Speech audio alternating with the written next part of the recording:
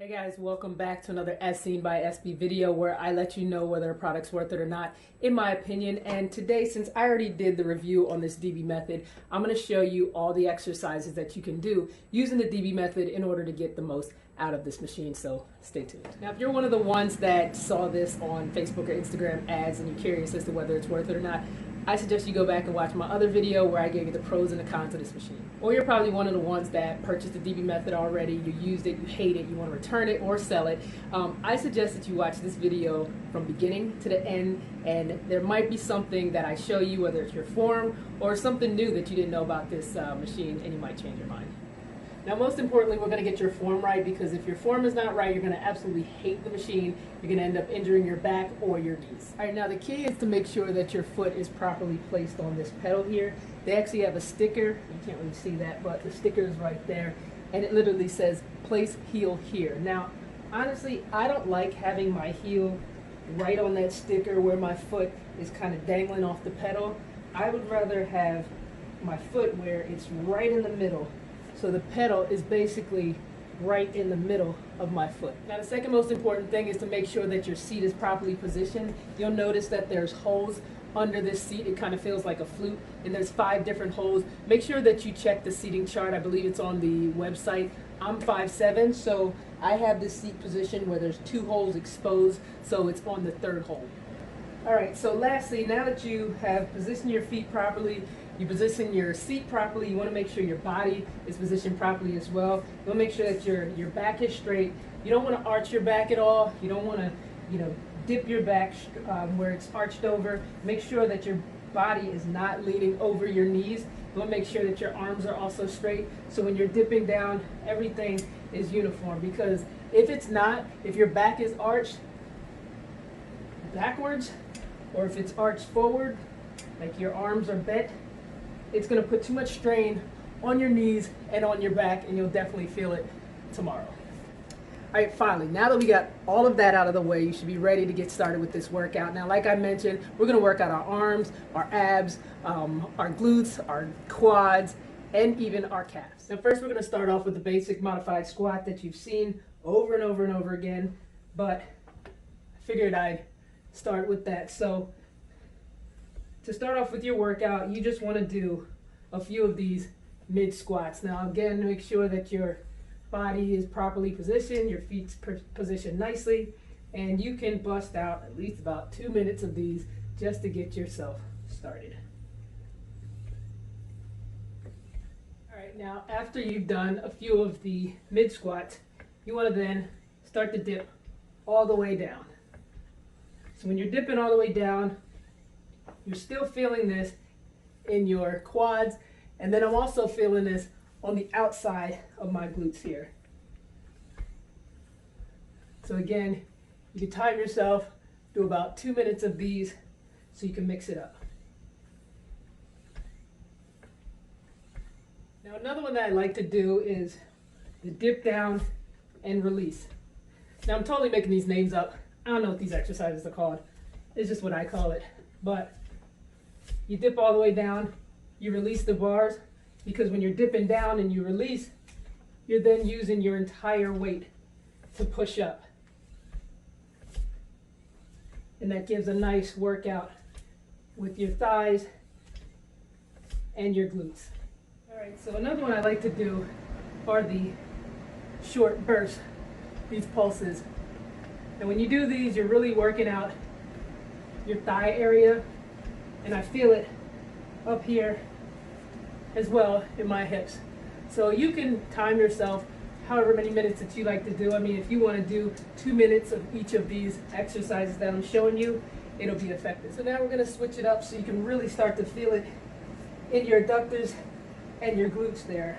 And to do that is make sure that your feet are pointed outward. So again, you still want to have your feet positioned, like I mentioned, where the pedal is in the middle of your foot, but turn your foot outward just a bit, and now you can do all of those workouts that I just mentioned before, but now you've changed the targeted area of your body that you're working out just by changing the position of your feet.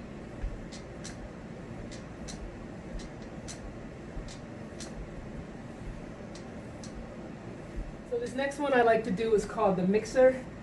Totally just made that up. But what you do, and I'm pointing my feet outward again here. So you can do however many you want, but say right now we're doing 7. So you're gonna do 7 full, 2, 3, 4, 5, 6, 7, and then 7 bursts. 1, 2, 3, 4, 5, 6, 7, and then you're gonna do 6. So then you're gonna count down until you get down to 1. I lost count. 1, 2, 3, 4, 5, 6. Now we're at 5.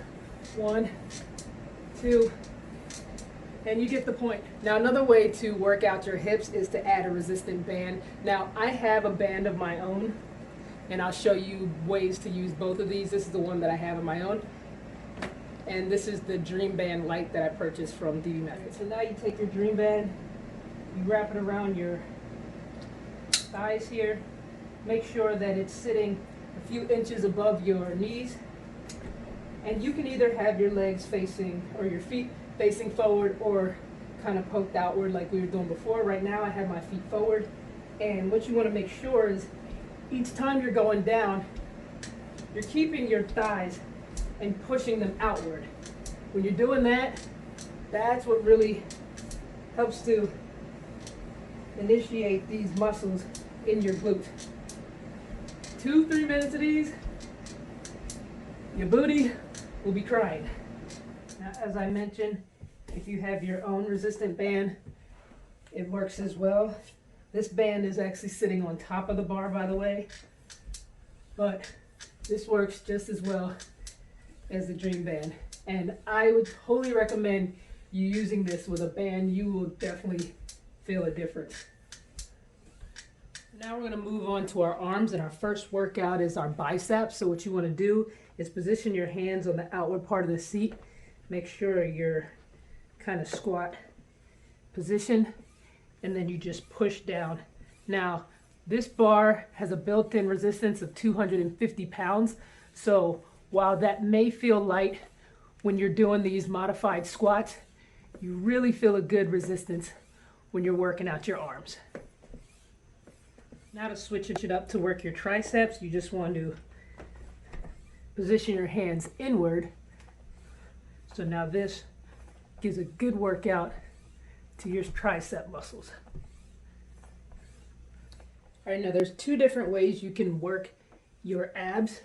You can do these standing abs, and what you do is each time you push down, you want to squeeze your abs and push forward. Thrust your hips forward, because each time you do that, you're really engaging your abs. Another great way to work out not only your abs, but your arms, is to pull this seat down, and each time you pull it down, you're just naturally squeezing your abs.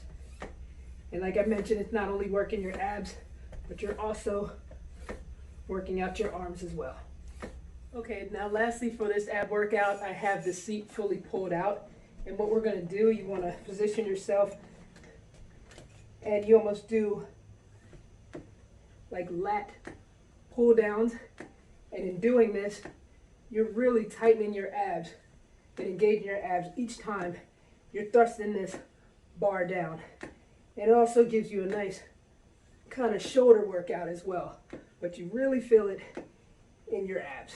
To finish this all out, we are going to do calf raises. Now for some, this may be a bit of a stretch, but I really like this. I mean, because this kind of gives a bit of an assistance when you're going up and you're going down, and it just shows again the versatility of this machine. All right, well, thank you again for hanging in there. I know that was a little longer video than what I normally do, but I wanted to make sure I gave a full description of everything that this DBmethod can do. It's so versatile, and that's why I love it. But if you're on the fence as to whether to purchase it or you're thinking about returning it, I hope this video helped you out. If it did, Give me a thumbs up. If you have any questions or if you have one and you know of different workouts that you use, I would love to hear your comments below. But as always, I appreciate you for watching. And if you enjoy the content of this channel, as seen by SB, where I let you know whether a product is worth it or not, this product is definitely worth it. I would love for you to subscribe, but thank you again for watching.